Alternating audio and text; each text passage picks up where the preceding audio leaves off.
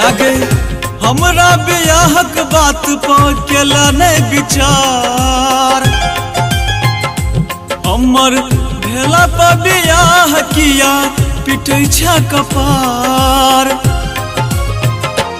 आगे हमरा बियाहक बात पर केला नहीं विचार। हमर भेला पर बियाह किया पिटै छ कपार। हमरा नसीब में सटलो कनिया अनपढ़ गवार। हमरा नसीब में सटलो कनिया अनपढ़ गवार। में आगे हमरा बियाहक बात पा केला नहीं विचार। हमर भेला पर बियाह किया पिटै छ कपार। हमरा नसीब में सटलो कनिया अनपढ़ गवार। हमरा नसीब में सटलो कनिया अनपढ़ गवार।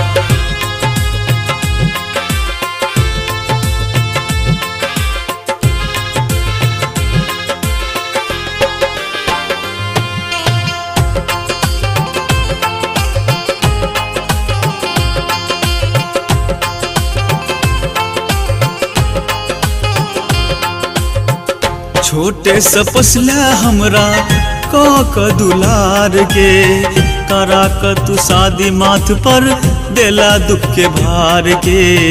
करा क तू शादी माथ पर देला दुख के भार गे।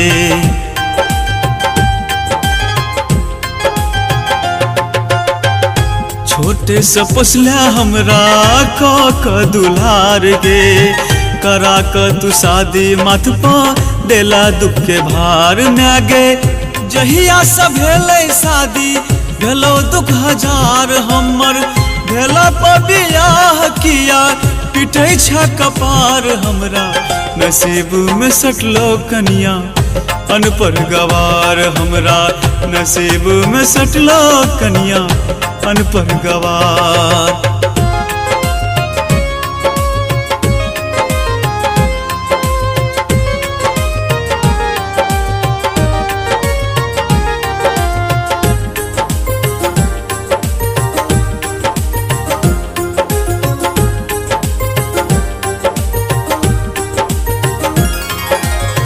हमरा मिलते बाद में खुशी सोच क पढ़ोले। मुदा ओई बात के तू पल में भूलोले। मुदा ओई बात के तू पल में भूलोले।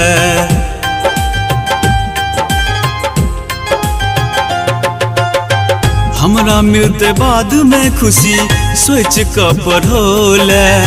मुदा ओई बात के तू पल में भूलोले।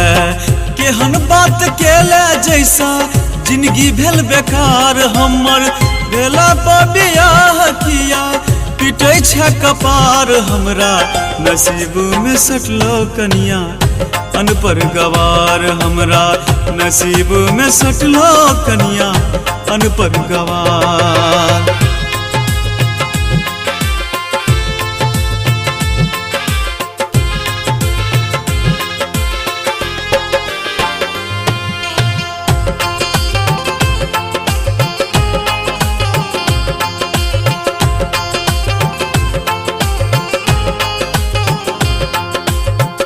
जो गलती करो कनिया हमरे तू कहे छे।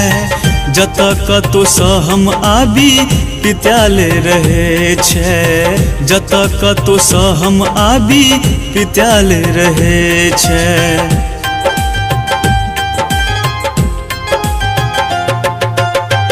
एमे नहीं छे हमर गलती से हो तू बुझे छे। अनजान जान बुझ का किया तू बने छे। बाबू तो केलको में आगे बेटा के व्यापार।